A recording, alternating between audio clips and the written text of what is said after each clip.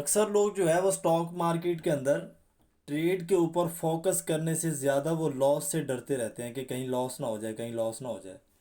और उसी खौफ के अंदर, उसी डर के अंदर जो है वो ज़बरदस्त जो ट्रेडें होती हैं, ज़बरदस्त अपॉर्चुनिटी होती है, वो उनके हाथ से निकल जाती है। यानी कि उनके दिल में एक खौफ सा होता है कि यहाँ पे मैं ट्रेड लगाऊं तो यहाँ पे ट्रेड नहीं निकल जाए, यहाँ से मैं ट्रेड लगाऊं तो यहाँ से मेरा लॉस नहीं हो जाए, ये नहीं हो जाए, वो नहीं हो जाए। देखिए, जो आप ट्रेनिंग करते हैं, जो आपका एक्सपीरियंस होता है, उस हिसाब से आपको जो ट्रेड मिलती है, मार्केट ट्रेड देती है, आपको वो ट्रेड प्रॉफिटेबल करनी चाहिए, वहाँ ट्रेड प्लेस करनी चाहिए। तो यहाँ पे देखें कि एक रेजिस्टेंस लेवल है और ये अपने रेजिस्टेंस लेवल के पास मार्केट पहुँच चुकी है और यहाँ पे जो है एक डाउन साइड की ट्रेड लेंगे। और उसके बाद मैं आपको बताता हूँ कि यहाँ पे जो है ट्रेड प्लेस क्योंकि $100 की 1 मिनट के टाइम शेड्यूल पे यहाँ पे मैंने डाउन साइड की ट्रेड प्लेस कर दी है। तो यहाँ पे मैं वहाँ पे मैंने आपको जो है एक रेजिस्टेंस लेवल भी दिखाया, बहुत मजबूत रेजिस्टेंस लेवल है। अब होता क्या है कि मार्केट जब रेजिस्टेंस लेवल के पास पहुंचती है तो मार्केट को चाहिए, जैसे कि ये कैंडल यहाँ पे क्लोज हुई थी, ये वाली कैंडल, मार्केट को चाहिए था कि यहाँ पे रिएक्ट करती, यानी कि यहाँ पे इसको सेलर्स की कैंडल ड्रॉप करनी चाहिए थी, यानी कि सेलर्स की कैंडल बनानी चाहिए थी। लेकिन उसने यहाँ पे सेलर्स की कैंडल ड्रॉ नहीं की। यूरो यूएसडी का ये ग्राफ है, क्योंकि आज मंडे है तो ग्राफ ओपन हो चुके हैं मार्केट के अपने। तो यहाँ पे जो है उसको सेलर्स की कैंडल फॉर्म करनी चाहिए थी मार्केट को, उसने सेलर्स की कैंडल यहाँ पे फॉर्म नहीं की। कॉन्फर्मेशन, जो तगड़ी कॉन्फर्मेशन हमें क्या थी यहाँ पे कि रेजिस्टेंस लेवल को मार्केट ने ब्रेकआउट करके मार्केट ने ऊपर क्लोज दिया है। तो सेम जितना प्रेशर से वो उसने ब्रेकआउट किया है, उसी प्रेशर से उसने नीचे भी आना होता है। तो ये हमारी ट्रेड प्रॉफिटेबल हो चुकी है।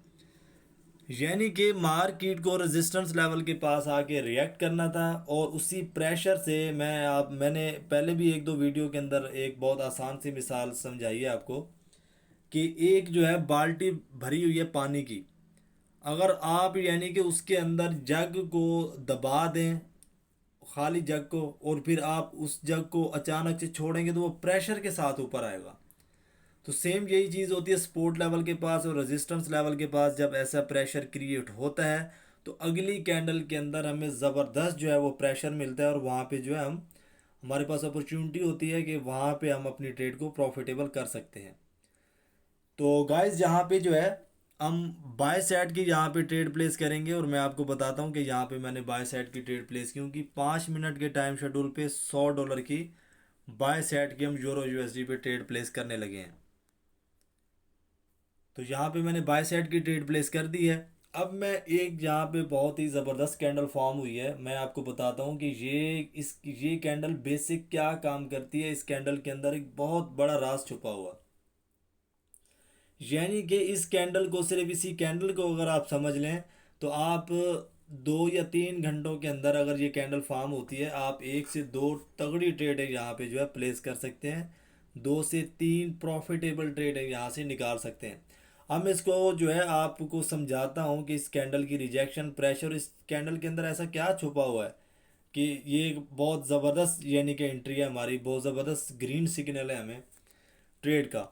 तो मैं आपको समझाता हूँ, जिस कैंडल पे हमने ट्रेड ली थी, यानी कि जो सेल साइड की कैंडल थी, ये वाली, ये वाली कैंडल, मैं सर्कल थोड़ा क्लोज करता हूँ, ये कैंडल आप देख रहे हैं। अब इसने ओपन होते ही मार्केट यहाँ तक चली गई। उसके बाद आपने देखा कि चंद ही सेकंड्स में उसने बहुत ज़बरदस्त जो है वो प्रेशर रिलीज किया सेल साइड का, और मार्केट जो है यहाँ तक आ गई। यानी कि यहाँ उसने हाई मारा और उसके बाद यहाँ पे उसने आके अपना लो दिया।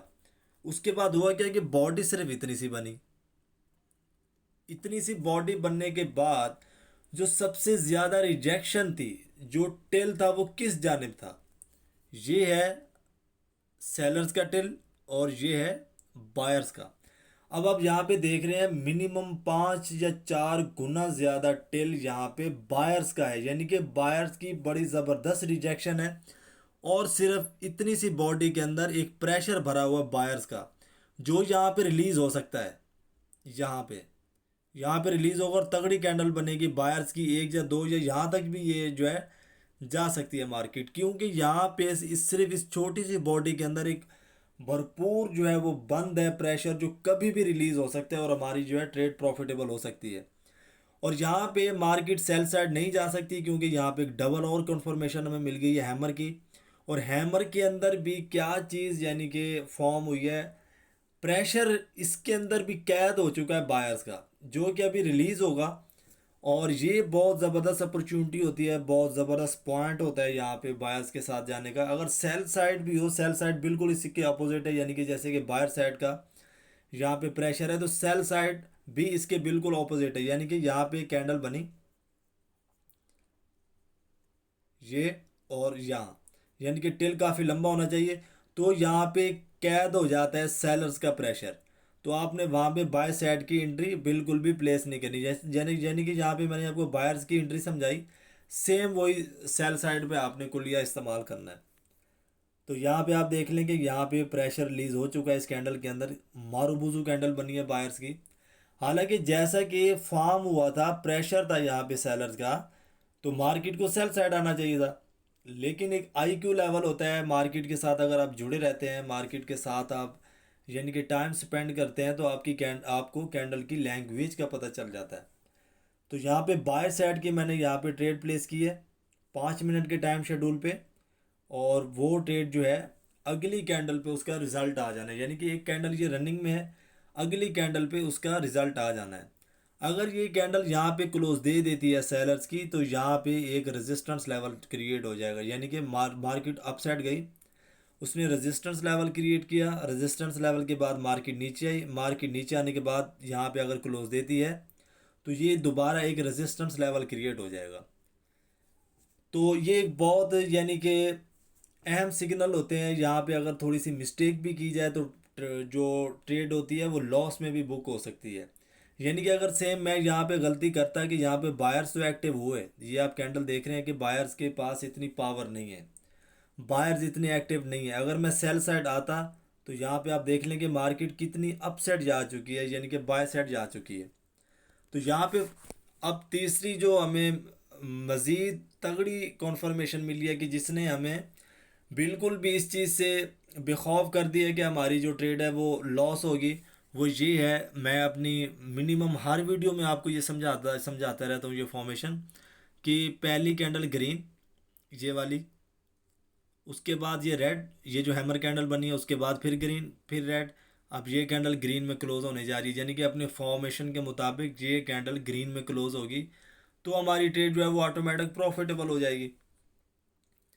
तो ग्रीन रेड का बहुत ज़बरदस्त फॉर्मेशन होता है और ये हमारी ट्रेड प्रॉफिटेबल हो चुकी है। तो नेक्स्ट वेट करते हैं अगली एंट्री का। अगर ये रेजिस्टेंस लेवल है, अगर मार्केट इसको यानी कि ब्रेक अप करके चली जाती है, ब्रेकआउट करती है, ब्रेकआउट के बाद मार्केट ऐसे रिएक्ट करती है, यानी कि रीटेस्ट करने नीचे आती है, रीटेस्ट जहाँ पे करेगी वहाँ पे मैं बाय साइड की एंट्री लूँगा। अगर मार्केट, यहाँ पे मैं आपको दिखाता हूँ, थोड़ा सा रेजिस्टेंस लेवल अप करते हैं, ये मैं रेजिस्टेंस लेवल यहाँ पे लगा दी है। बार बार लाइन ड्रॉ करने से बेहतर है कि मैंने जो नीचे वाला सपोर्ट लेवल पे खड़ी हुई थी लाइन, वो मैंने रेजिस्टेंस लेवल पे जाके ड्रॉ कर दी है। अगर ये जो कैंडल अभी स्टार्ट है, अगर ये ब्रेक आउट कर देती है, तो मैं रिटेस्ट का वेट करने के बाद बाय साइड जाऊंगा, 3 मिनट की यहाँ पे मैं ट्रेड लूंगा। अगर ये यहीं पे क्लोज दे देती है यानी कि इस रेजिस्टेंस लेवल के नीचे, तो मैं सेल साइड आऊंगा। तो यहाँ पे प्रेशर भी सेलर का बन बन चुका है, दिखा है मुझे, और यहाँ पे मैंने सेल साइड की 3 मिनट की ट्रेड प्लेस कर दी है।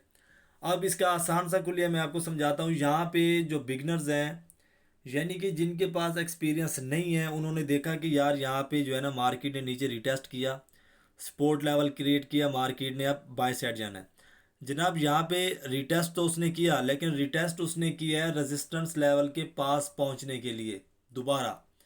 अब वो रेजिस्टेंस लेवल के पास जैसे ही मार्केट पहुंची है, आप देख रहे होंगे कि यहाँ पे उसने रिटेस्ट किया नीचे, रिटेस्ट करने के बाद उसने जो है यहाँ पे दो बायर्स की कैंडल बनाई, और वो सेम उन्होंने जो क्लोज दिया है वो रेजिस्टेंस लेवल के बिल्कुल पास दिया और नीचे दिया, यानी कि उन्होंने ब्रेक आउट नहीं किया ऊपर की जानिब।